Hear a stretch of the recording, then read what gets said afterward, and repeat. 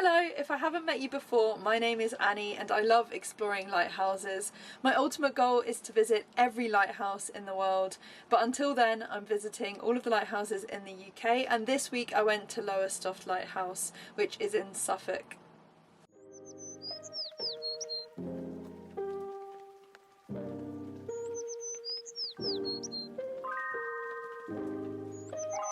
It would ultimately take me 5 Greater Anglia train services and a lot of cycling to get to the lighthouse and back, but I would say it's worth it.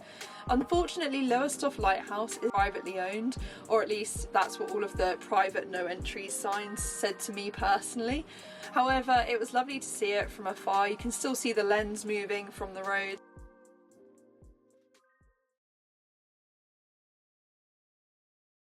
So originally there was a low light paired with this highlight.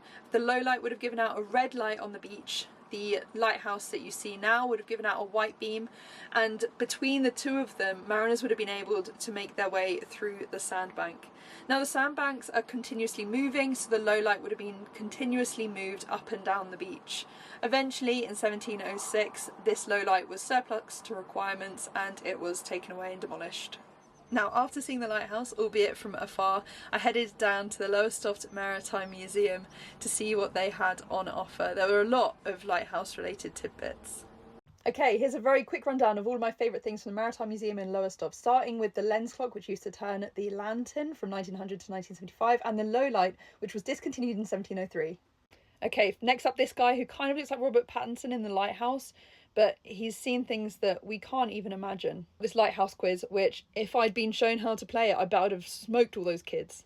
The next two are kind of linked because I love little models of boats. So if you've got a little model of a lightship, then I'm absolutely sold. And I love little models of boats that are also in bottles. So I was a big fan of the vast array they had here. And finally, this guy who carried the weight of the world on his little shoulders and looked so tired. But overall, Lowestoft Maritime Museum, 10 out of 10. It's only £2 to go in, so thoroughly recommend if you're in the area. I rounded off the trip by seeing the most easterly point of the UK and then headed back for another 3 Greater Anglia trains, eek. Ultimately, it was well worth the trip, and the next lighthouse will probably be Nash Point Lighthouse. I'm hosting a group trip, so if you're interested, tickets are available on Eventbrite, and hopefully I'll see you there. Bye!